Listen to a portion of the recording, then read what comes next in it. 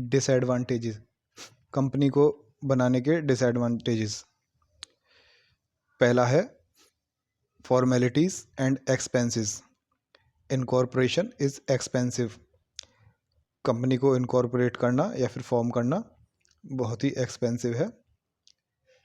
दूसरा, too many formalities to be complied for formation and administration.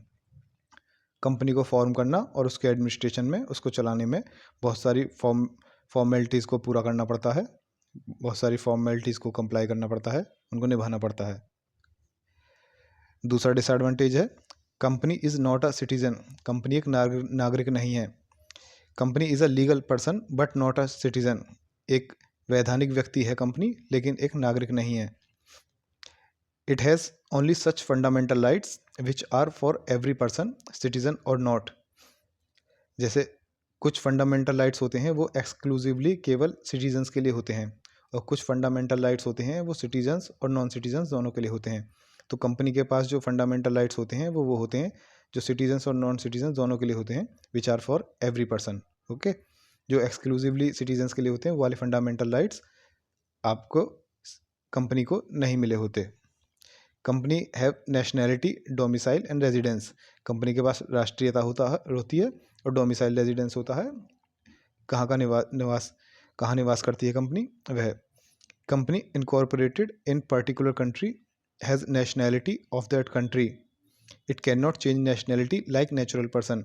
अगर कोई company England में इनकॉर्पोरेट हुई है, इंग्लैंड में फॉर्म हुई है, तो उसकी नेशनैलिटी इंग्लिश होगी। अगर कोई कंपनी इंडिया में इनकॉर्पोरेट हुई है, इंडिया में फॉर्म हुई है, तो उसकी नेशनैलिटी इंडियन होगी। वह अपनी नेशनैलिटी चेंज नहीं कर सकती। जहाँ इनकॉर्पोरेट हुई वहीं की नेशनैलिटी उसे मिल जाएगी, उसके बाद वह उसको चेंज नहीं कर सकती। नेचुरल पर्सन जो होते हैं वो चेंज कर सकते हैं, लेकिन कंपनी अपनी नेशनैलिटी चेंज नहीं कर सकती। वह जहाँ इनकॉर्पोरेट होगी वहीं की नेशनैलिटी उसको मिल जाएगी। तीसरा डिसएडवांटेज है लिफ्टिंग ऑफ कॉरपोरेट व्हील। ये सबसे मेन डिसएडवांटेज है, इसको हम बहुत ही डिटेल में पढ़ेंगे अब। तो कॉरपोरेट व्हील समझते हैं क्या है। व्हील का मतलब होता है पर्दा, कर्टेन, या फिर कह सकते हैं नकाब। अब एक तरह से जैसे प्रोमोटर्स होते हैं, मेंबर्स होते हैं, डायरेक्टर्स होते हैं, ये सब लोग होते हैं, ये कंपनी के पीछे काम करते हैं। कंपनी की अपनी सेपरेट एंटिटी है और ये जो भी काम करेंगे कंपनी के नाम पे करेंगे। कंपनी आगे इनको एक फेस देगी। आउटसाइड वर्ल्ड जो है, बाहर के लोग जो हैं आउटसाइडर, वह कंपनी से इंटरेक्ट करेंगे, कंपनी के नाम से इंटरेक्ट करेंगे। ठीक है। अब कुछ सिचुएशंस ऐसी आती हैं जहाँ पर ये कॉरपोरेट व्हील जो है, पर्दा जो है हटाना पड़ेगा, जिससे कि असली जो रियल मेंबर्स हैं, रियल लोग जो हैं पीछे इस कंपनी के, उनकी आइडेंटिटी, उनके इंटेंशंस, उनके जो भी मंसूबे हैं, उनकी जो भी स्कीम्स वगैरह हैं, वो एक्सपोज हो सकें। वो किन किन सिचुएशंस में होता है, जहाँ पे कंपनी की सेपरेट एंटिटी को, सेपरेट एग्जिस्टेंस को नकार दिया जाएगा और रियल पर्सनस को लायबल माना जाएगा, जिम्मेदार माना जाएगा। वो सिचुएशंस हम देखते हैं। Persons behind using company as a vehicle for undesirable purpose. Okay, अगर कुछ लोग कंपनी को एक पर्दे की तरह, एक व्हीकल की तरह इस्तेमाल कर रहे हैं किसी अनडिजायरेबल पर्पस के लिए, किसी अनुचित कार्य के लिए, किसी गलत कार्य के लिए, तो इस सिचुएशन में the wheel will be lifted. वह पर्दा उठा दिया जाएगा, नकाब हटा दिया जाएगा। And separate entity D registered, कि वो सेपरेट एंटिटी है, इस चीज़ को हटा दिया जाएगा, और जो लोग उसके पीछे हैं वही लायबल माने जाएंगे, उन्हीं की एंटिटी को क्या कहते हैं टारगेट किया जाएगा। And schemes and intentions of persons exposed, इससे असली जो उनकी स्कीम्स और इंटेंशंस हैं वो एक्सपोज हो जाएंगी। तो किन किन सिचुएशंस में होता है। पहला, when it becomes necessary to determine legal character of corporation. अगर कॉरपोरेशन का लीगल कैरेक्टर जानना हो कि असली कैरेक्टर क्या है, असली पीछे लोग जो हैं वो कहाँ के हैं, क्या हैं, तो उस टाइम भी ये कॉरपोरेट व्हील जो है पर्दा हटा दिया जाता है। जैसे केस है Daimler company versus continental tyre and rubber company. इसमें क्या था, कंपनी जो थी वो रजिस्टर्ड थी इंग्लैंड में, लेकिन जो पर्सन जो थे, जो कंपनी को कंट्रोल कर रहे थे, वो रेजिडेंट थे एनिमी कंट्री के। ठीक है। उस सिचुएशन में कंपनी की कैरेक्टर जो माना जाएगा वो एनिमी कैरेक्टर माना जाएगा। जैसे हम कहते हैं कि कंपनी अगर इंग्लैंड में इनकॉर्पोरेटेड है तो उसका कैरेक्टर जो है, उसकी नेशनलिटी इंग्लिश हो जाएगी। लेकिन इस सिचुएशन में क्या था, जैसे इंग्लैंड है, इंग्लैंड में कंपनी इनकॉर्पोरेटेड थी, वहाँ बनी थी, उसकी नेशनलिटी इंग्लिश हो गई, लेकिन जो पर्सन जो कंट्रोल में थे, डायरेक्टर वगैरह जो थे, वो जो थे इंग्लैंड से एनिमी कंट्री, मान लो जर्मनी, जैसे वर्ल्ड वॉर के टाइम पे जर्मनी इंग्लैंड का एनिमी कंट्री था, तो वो जो डायरेक्टर्स वगैरह थे, जो पर्सन्स बिहाइंड जो थे, जो इसको कंट्रोल कर रहे थे कंपनी को, वो जर्मन थे। तो इस सिचुएशन में जो कंपनी की नेशनलिटी थी उसे नहीं माना गया, और जो असली पर्सन जो थे पीछे, उनके आइडेंटिटी को अज्यूम करके कंपनी के कैरेक्टर को एनिमी कैरेक्टर माना गया। या फिर कंपनी जो है रेवेन्यू के बेनिफिट के लिए बनाई गई हो, कैसे? Form for only purpose tax evasion, के इंडिविजुअल की जगह अपनी जगह ऐसा करते हैं कि कंपनी बनाते हैं जिससे कि हमारा टैक्स बच सके, इस पर्पस से बनाई गई हो। तो इस सिचुएशन में भी उस कॉर्पोरेट व्हील जो है, पर्दे को हटा दिया जाएगा, सेपरेट एंटिटी को नहीं माना जाएगा, और जो पर्सन बिहाइंड है उनको ही क्या कहते हैं, लायबल माना जाएगा। फॉर फ्रॉडुलेंट पर्पस, किसी फ्रॉड पर्पस के लिए, जैसे कि restriction on person uses company to bypass restriction. ये क्या सिचुएशन है? जैसे कोई पर्सन है ए, उस पर कुछ रेस्ट्रिक्शंस लगी हुई हैं कि वह कोई कार्य नहीं कर सकता, मान लो वह कोई डिफेंस की इंडस्ट्री नहीं चला सकता, तो उसने क्या किया, इस रेस्ट्रिक्शंस को बाईपास करने के लिए उसने कंपनी बनाई। अब कंपनी की सेपरेट एग्जिस्टेंस होती है, तो इस रेस्ट्रिक्शन को बाईपास करने के लिए उसने कंपनी बनाई, और उस कंपनी के थ्रू वह डिफेंस की मैन्युफैक्चरिंग वगैरह करने लगा। ठीक है, तो इस सिचुएशन में भी क्या कहते हैं, इस कंपनी की सेपरेट एग्जिस्टेंस को हटा दिया जाएगा, और इसकी रियल आइडेंटिटी देखी जाएगी कि इस आदमी ने इस रेस्ट्रिक्शन को बाईपास करने के लिए कंपनी बनाई थी, इस फ्रॉडुलेंट पर्पस के लिए बनाई गई थी। ठीक है, तो एक केस लॉ है इसमें, Gilford motor company versus horn.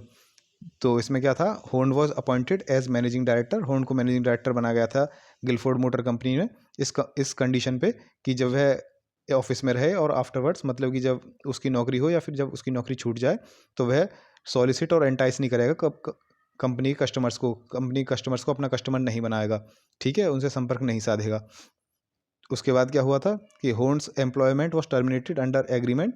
Horn को क्या कहते हैं, उसका एम्प्लॉयमेंट, उसकी नौकरी चली गई थी, उसकी नौकरी ख़त्म हो गई थी। उसके बाद हॉर्न ने क्या किया, उस पर जो एक कंडीशन थी कि वह कंपनी कस्टमर्स को एंटाइस नहीं करेगा, सॉलिसिट नहीं करेगा, उसने इस चीज़ को करने के लिए एक नई कंपनी बनाई। उस नई कंपनी के थ्रू उसने कंपनी के कस्टमर्स जो थे उनको सॉलिसिट किया, उनसे संपर्क साधा, अपने कस्टमर बनाए। तो इस सिचुएशन में कंपनी जो थी, उसका कॉर्पोरेट व्हील जो थी, सेपरेट एग्जिस्टेंस जो थी, उसको हटा दिया गया, और हॉर्न को डायरेक्ट लायबल माना गया कि आपने इस कंडीशन का उल्लंघन किया है। अगली सिचुएशन क्या है, एजेंसी और ट्रस्ट और गवर्नमेंट कंपनी के हिसाब से क्या सिचुएशन होगी, ये देखते हैं। When used as an agent और ट्रस्टी और for own exclusive use, then not a separate entity. अगर कोई कंपनी है, ठीक है, अब वह दूसरी कंपनी बनाती है, अब इस कंपनी को क्या कहते हैं, अपने एजेंट या ट्रस्टी के तौर पे यूज़ कर रही है, या फिर उसका क्या कहते हैं, उसने फॉर्मेशन उसको बनाया इसलिए गया है कि केवल अपने एक्सक्लूसिव यूज़ के लिए, किसी और से वो कंपनी कुछ अपना बिजनेस नहीं कर सकती, केवल इस अपने यूज़ के लिए क्या कहते हैं उसने बनाया है, तो इस कंपनी को सेपरेट नहीं माना जाएगा, इसको इसी का पार्ट माना जाएगा। सुप्रीम कोर्ट ने कहा है कि गवर्नमेंट कंपनी स्टेट की एजेंट और ट्रस्टी नहीं होती unless performing sovereign functions instead of commercial functions. जब तक वह कमर्शियल फंक्शंस करेगी तब तक वह स्टेट की एजेंट और ट्रस्टी नहीं मानी जाएगी गवर्नमेंट कंपनी जो है, लेकिन अगर वह सॉवरन फंक्शंस परफॉर्म करने लगे तो वह स्टेट की एजेंट और ट्रस्टी मानी जाएगी। ऐसे ही wholly owned subsidiary parent company की एजेंट और ट्रस्टी नहीं मानी जाएगी unless parent controls its activities in all aspects. अब एक होल्डिंग कंपनी है, पेरेंट कंपनी है, ठीक है, उसकी एक सब्सिडरी है, होली और सब्सिडरी, उसने सारे शेयर्स वगैरह जितनी भी ओनरशिप है सारी इस पेरेंट कंपनी के पास है। ये सब्सिडरी कंपनी इसकी एजेंट और ट्रस्टी नहीं मानी जाएगी, ठीक है, चाहे उसके पास पेरेंट कंपनी के पास सारे शेयर्स ही क्यों ना हो। लेकिन अगर पेरेंट कंपनी इस कंपनी के सारी एक्टिविटीज़ को कंट्रोल करने लगे तो उस टाइम ये उसकी एजेंट और ट्रस्टी मानी जाएगी। ठीक है, और किस सिचुएशंस में क्या कहते हैं कॉर्पोरेट व्हील जो है उसको हटा दिया जाएगा, पर्दे को हटा दिया जाएगा, और पीछे जो लोग हैं उनको जिम्मेवार माना जाएगा, मतलब कि सेपरेट एग्जिस्टेंस को नहीं माना जाएगा कंपनी की। वो है अंडर स्टैट्यूटरी प्रोविजंस, कुछ वैधानिक नियम है, कुछ लॉज वगैरह उनके अकॉर्डिंग कैसे है। जैसे पहला मेंबर रिडक्शन, सेक्शन 45 जो है वो कहता है number of members if they fall below statutory minimum members. जैसे अगर जो मिनिमम मेंबर्स चाहिए किसी कंपनी को फॉर्म करने के लिए, जैसे पब्लिक कंपनी में 7 मेंबर चाहिए मिनिमम और प्राइवेट कंपनी में 2 मेंबर चाहिए।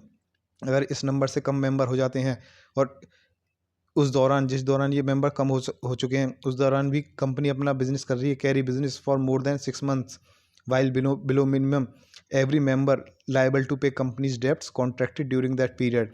अब जो मिनिमम नंबर है 7 और 2, इससे कम हो चुके हैं नंबर और लेकिन कंपनी फिर भी बिजनेस कर रही है और ऐसा करते हुए क्या कहते हैं 6 महीने हो चुके हैं, तो जो इतने भी मेंबर हैं, ठीक है, उस टाइम कंपनी में वह सब लायबल होंगे कंपनी के डेब्ट्स को पे करने के लिए, जो उस दौरान क्या कहते हैं जिस दौरान मेंबर्स कम थे और कंपनी बिजनेस कर रही थी उस दौरान क्या कहते हैं जितने भी मेंबर हैं उस टाइम कंपनी ने जो भी डेब्ट्स लिए हैं उनको पे करने के लिए सारे मेंबर्स लायबल होंगे, जिम्मेदार होंगे। उस टाइम ये नहीं कह सकते ये कंपनी के डेब्ट्स हैं, फिर ये पर्सनली लायबल हो जाएंगे सारे मेंबर। ये सेपरेट एंटिटी हट जाएगी, अब वो मेंबर्स की एंटिटी पे सब कुछ लायबिलिटी आ जाएगी। एक सिचुएशन है सेल एग्रीमेंट। सेल एग्रीमेंट क्या है, जैसे सेक्शन 46 कहता है if all directors executed sale agreement in private companies name contract will not be invalid और illegal on the ground that no resolution was passed under section 48। अगर सारे directors sale agreement को execute कर देते हैं private company के नाम पे, तो इस बेसिस पे वो सेल एग्रीमेंट इलीगल इनवैलिड कहा जाएगा कि 48 के अंडर कोई रेजोल्यूशन पास नहीं किया था, तो डायरेक्टर ने क्या कहते हैं बिना रेजोल्यूशन के ही क्या कहते हैं ये सेल एग्रीमेंट एग्जीक्यूट कर दिया, इस बेसिस पे उसको इनवैलिड नहीं माना जाएगा, उसको वैलिड माना जाएगा। ठीक है। Name description when officer of company signs any contract, check or bill of exchange on behalf of company, if company's name is not fully or properly mentioned, officer will be personally liable to holder। अगर कोई company का officer है वह कोई contract check या bill of exchange company के behalf पर sign करता है, ठीक है, और उसमें वह कंपनी का नाम फुली या फिर प्रॉपर्ली मेंशन नहीं करता है और उससे क्या कहते हैं कोई परेशानी आती है, तो वह उस क्या कहते हैं इन कॉन्ट्रैक्ट चेक और बिल ऑफ एक्सचेंज का होल्डर जो है जिसको साइन करके दिया है उसके प्रति पर्सनली लायबल हो जाएगा वो ऑफिसर जो है जिसने ये गलती की है। उस टाइम कंपनी के ऊपर ही सारी लायबिलिटी आने के बजाय यह ऑफिसर के ऊपर लायबिलिटी आ जाएगी, वह पर्सनली लायबल होगा। उसके बाद सब्सिडरी कंपनी। कुछ सिचुएशंस में कोर्ट में not treat subsidiary as an independent entity, holding company has to disclose to its members account of its subscribers और सब्सिडरी कंपनी। ये क्या है, कुछ जैसे एक होल्डिंग कंपनी होती है, पेरेंट कंपनी होती है, उसकी एक सब्सिडरी कंपनी होती है। नॉर्मल सिचुएशंस में ये सेपरेट एंटिटी होती है, लेकिन कुछ सिचुएशंस में इसको सेपरेट एंटिटी कोर्ट ट्रीट नहीं करेगा, ये इसको इसका ही पार्ट मानेगा।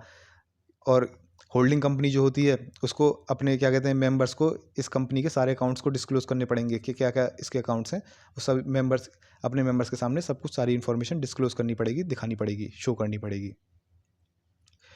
एक सिचुएशन है फ्रॉड। सेक्शन 339 कहता है during course of winding up, जब वाइंडिंग अप होती है कंपनी डिसॉल्व की जाती है, डिसोल्यूशन होता है, कंपनी एंड की जाती है, it appears that any business of company carried with intent to defraud creditors any other person और for any fraudulent purpose those knowingly party to such conduct of business at course discretion be made personally liable. अगर winding up के दौरान यह पता लगता है कि company ने कुछ ऐसा बिजनेस किया था कि इस इंटेंट से, appear that any business of company carried with intent to defraud creditors, कि इस इंटेंट से कि क्रेडिटर्स जो है उनके साथ फ्रॉड किया जा सकते या फिर किसी और पर्सन के साथ फ्रॉड किया जा सके या फिर कोई और फ्रॉड पर्पस के लिए किसी और फ्रॉड पर्पस करने की इंटेंशन के साथ कोई बिजनेस किया था और जो लोग इस बिजनेस को करने में पार्टी थे, जानबूझकर उस काम में सम्मिलित थे, कोर्ट के विवेक पे, कोर्ट की डिस्क्रिशन पे उन लोगों को पर्सनली लायबल माना जाएगा, पर्सनली जिम्मेवार माना जाएगा। Failure to return application money. Section 69 clause 5 कहता है director of public company is personally liable if application money is not return with in 130 days if minimum subscription not received और company has not obtained commencement of business certificate. अगर कोई company क्या कहते हैं अपना minimum subscription जो रखा हो, क्या कहते हैं कि इतने सब्सक्रिप्शन मिनिमम होना चाहिए, अगर वो पूरा नहीं हो पाता है, ठीक है, या फिर कंपनी को कमेंसमेंट ऑफ बिजनेस सर्टिफिकेट नहीं मिल पाता है, तो उसको जो एप्लीकेशन मनी है, जो लोगों ने पैसे जमा किए थे एप्लीकेशन के साथ, उस पैसे को 130 दिन के अंदर वापस करना पड़ेगा। अगर ऐसा नहीं किया तो डायरेक्टर जो है कंपनी के वो पर्सनली लायबल होंगे, ठीक है, उनकी पर्सनल जिम्मेदारी होगी। वो कंपनी के पीछे नहीं छिप सकते। Miss representation in prospectus, prospectus जो इशू होता है शेयर्स वगैरह के लिए कि हाँ शेयर्स ले लीजिए कंपनी में आके, अगर उसमें कोई मिस रिप्रेजेंटेशन होती है, कुछ गलत रिप्रेजेंट किया जा रहा है, तो उस दौरान सिविल लाइबिलिटी होगी हर डायरेक्टर की। एवरी डायरेक्टर, प्रोमोटर और एवरी अदर पर्सन वो authorise issue of such prospectus. ठीक है, जो भी डायरेक्टर हो, प्रोमोटर हो, या फिर जो भी कोई व्यक्ति हो जिसने वो प्रोस्पेक्टस इशू करने के लिए ऑथराइजेशन दिया था, ठीक है, वो लायबल होंगे। किसके प्रति लायबल होंगे? वो subscribe on share on faith of untrue statement. वो जो स्टेटमेंट उस प्रोस्पेक्टस में गलत लिखा हुआ था, मिस रिप्रेजेंट किया गया था, उसके फेथ पे, उस पर भरोसा करके उस जिस व्यक्ति ने वह शेयर्स वगैरह जो भी कुछ हैं उस प्रोस्पेक्टस को देख के लिए हैं, उनके प्रति ये लोग जिम्मेवार होंगे। Ultra vires act, directors are personally liable for acts done by them on behalf of company if they are ultra vires the company. Ultra vires का मतलब होता है बियॉन्ड पावर। अल्ट्रा माने बियॉन्ड, वायर्स माने पावर। जितनी power दी गई है उससे ज़्यादा काम कर देना, उसके बाहर जाके काम करना। ठीक है, अगर डायरेक्टर क्या कहते हैं कोई अल्ट्रा वायर्स काम करता है, मतलब कि जो डायरेक्टर की पावर में है उससे ज़्यादा काम करता है, जो कंपनी जिस काम को कर सकती है उससे ज़्यादा कर सकता है, जिस काम को कंपनी नहीं कर सकती उस काम को भी कोई डायरेक्टर कर रहा है। ठीक है, मान लो इतनी पावर है डायरेक्टर के पास और डायरेक्टर उससे बाहर जाके क्या कहते हैं कोई काम करता है, ठीक है, तो उसको कहते हैं अल्ट्रा वायर्स। ठीक है, अगर कोई डायरेक्टर कंपनी से अल्ट्रा वायर्स कोई काम करता है तो वह पर्सनल लायबल होगा, कंपनी लायबल नहीं होगी उसमें, वो कंपनी के पीछे नहीं छिप सकता। Non payment of tax during winding up, if tax assessed for income of any previous year cannot be recovered, every person who was director at any time during that period jointly or severally liable।